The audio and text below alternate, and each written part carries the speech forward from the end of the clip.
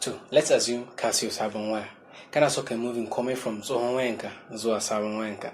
Kuma kana ta tunanin ta yadda zaka fara. So a video nan zamu yi magana akan fastest way da zaka yi moving abubuwan from tsohon wayanka zuwa sabon wayanka. Welcome back guys, barkanmu da warhaka. In kuma wannan ne first time in ka shigo wa channel din nan, sunana Haris Kari. Na fara wannan channel din ne a dalilin cewa kamar yadda muka sani komai na advancing a zamanin yanzu, tech yana ci gaba, amma yawanci in ka duba internet ba a samun Hausawa da suke explain akan irin wannan abubuwan. So sai ni deciding zan bude wannan channel din fara yi da Hausa. Duk wani latest abu da ma tsohon abin da dai duk yawanci wanda babu su a internet din da Hausa zan ringa sharing da mu anan saboda dukan mu samu karuwa. Wannan platform is open for kowa, so kowa zai sharing information ɗinsa a comments, kowa zai sharing abin da ya sani. Amma abin da na faɗa bai gama covering topic ɗin ba, za ku sharing kuma idea ɗinku a comments saboda dukan mu samu karu. So anyway, let's just get into the video. First of all, kun san akwai two separate operating systems da muke using a zamanin yanzu saboda ba su bane kaɗai, amma majority mu su muke using. But anyway, two major ones da aka fi using su ne either iOS or Android. So zan try yin mana explain akan duka biyun da zamu iya using din su. But first of all, zan fara da Android. Masu iPhone kada ku ce na yi son kai, ku bari za a zo kan kuma. So yanzu muna cikin waya na, so sai zan jawo daga sama yanzu, mu shiga settings, sai mu je mu duba. Mu ja kasa depending on when da kake using the settings might differ or something. But zaka duba ne wannan user mai nuna users and accounts nan da ka gani ana. Anaka might be maybe Google accounts, wasu maybe yana nuna wasu update different haka. So depending on kuma wani iri kake using zaka yi duba ga user or accounts. So in ka danna ka shiga, zaka ga duk accounts ɗinka da kai connecting su Gmail ɗinka, su Facebook, Messenger, kuma menene kai connecting. So anan da sannan blocking na saboda ga za akwai privacy, so saboda anything can happen baka san waye zai dauka yanzu zai using ba. So anyway, sai ka je kan wanda kake so kai backup ɗin. For example, yanzu sai danna kan wannan.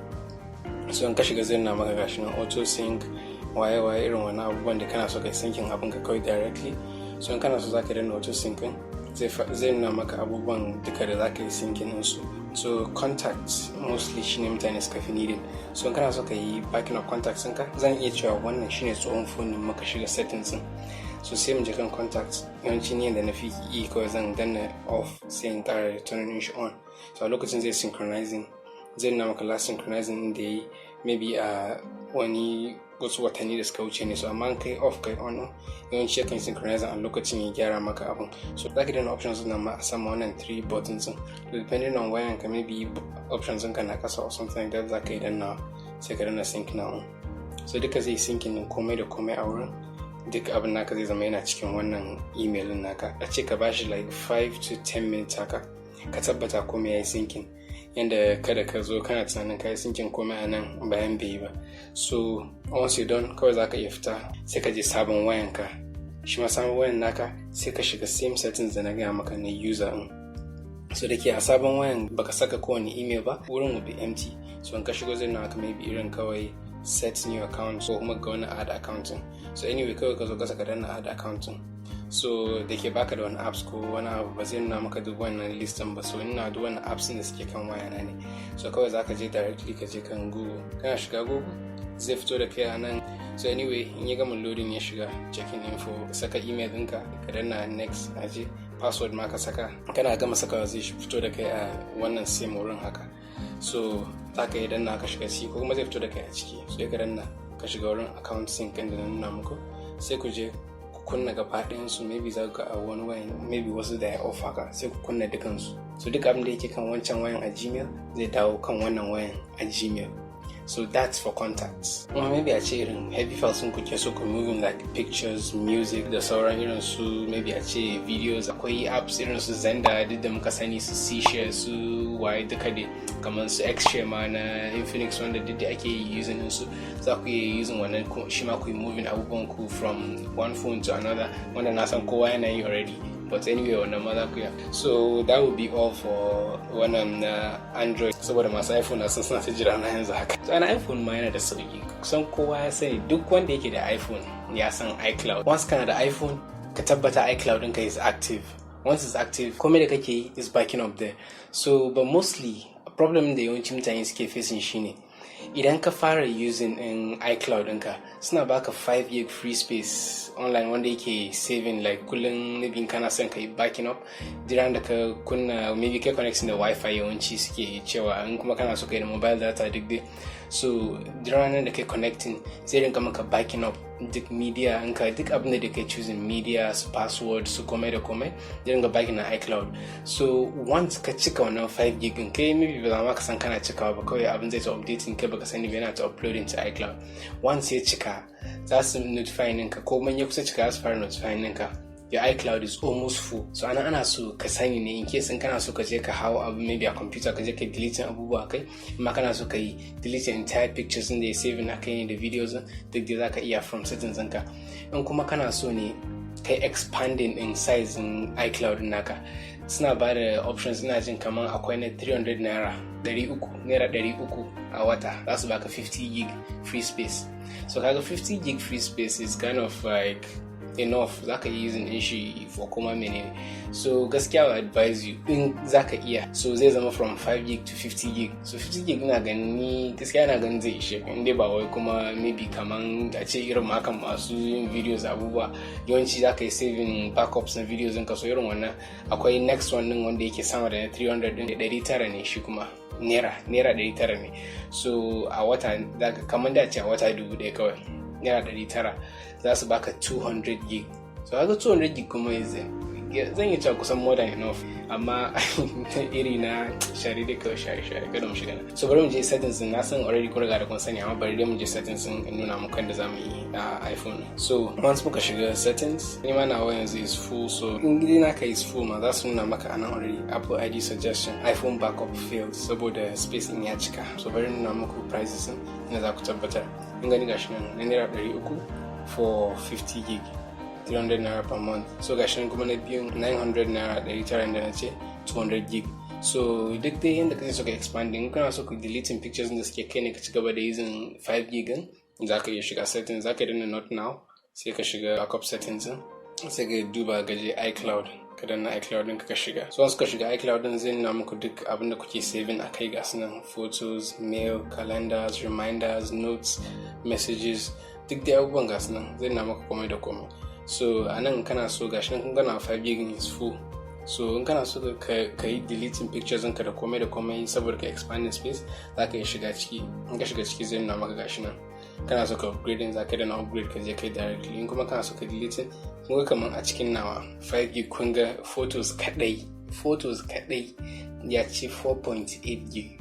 So nawa ya baro sauran gaba ɗaya bai fi 200 MB ya baro sauran ba. So gaba ɗaya sauran sun sharing 200 MB kuma gashi backups ni ma ya samu 200 MB to gudu WhatsApp na ma 1.1 MB kawai ya dauka.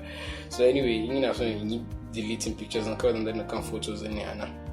So zai shiga da ni ciki sai nuna min options din gashi nan. Kuma gashi nan yana documents and data under photos gashi nan sun ci 4.8 gig. So dan ina so in delete wannan zan danna disable and delete ne kawai ina dannawa zai prompting ina na options din am I sure irin in delete kawai danna delete shikenan zai deleting gaba ɗaya pictures and the videos da ya saving nawa akan iCloud din. So in yi deleting su gaba ɗaya kun ga tunda 4.8 gig suka ci zai zama yana da 4.8 gig free space kenan na an dawo sabo kawai an dawo daga farko.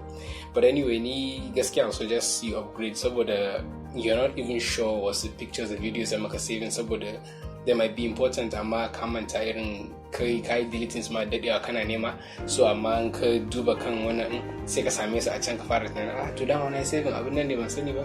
So anyway abin da kawai is very interesting gaskiya.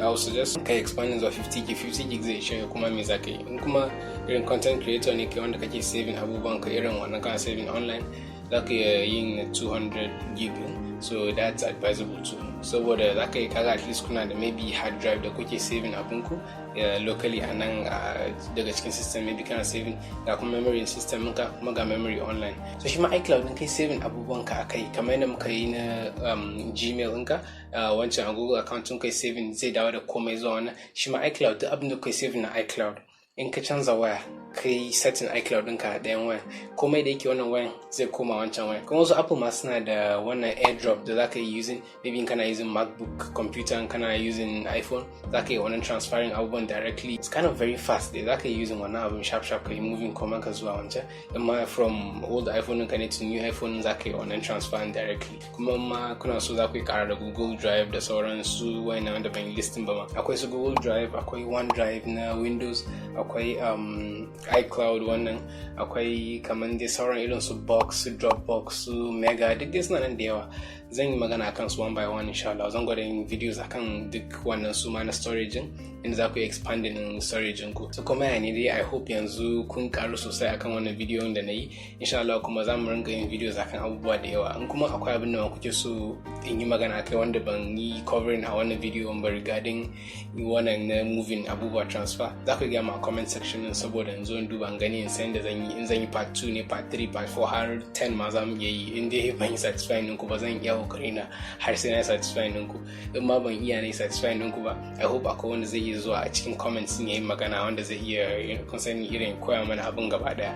Kun gani ma sai in karu kuma ku karu. But anyway, I hope dai yanzu kun koyi sabon abu a cikin wannan video in kuma maybe duk kun riga da kun san komai da komai. I hope dai kun karu da wani abu a cikin video din nan. So kun karu da shi, kada ku manta ku danna like button din nan. In kuma a Facebook kuke kallo, kada ku manta ku follow page na, sannan ku share da duk wanda kuke tunanin za su karu da wannan abun su ma, saboda zan ringa yin abubuwa da yawa a nan kamar yadda na yi wannan yanzu. Ina ganin na kwashe muku time gaba daya, amma dai insha Allah za mu ringa yi, zan san da za a yi mu yi koma ya ne mu shortening abin, ma za mu ringa yin maybe collab video ne, ma za mu ringa yin maybe question and answers ne, live video. Duk dai za ku gaya mu a comment kuma me kuke so, zan yi kokari in gani duk yanda zan iya yi dai. So in kuma YouTube kuke kallo, kada ku manta ku danna like button ne, shi ma kada ku manta ku danna subscribe, sannan ku danna karrawa na, saboda shi zai ringa gaya muku duran ne posting video. So yanzu dai ina ganin za mu iya cewa bye bye.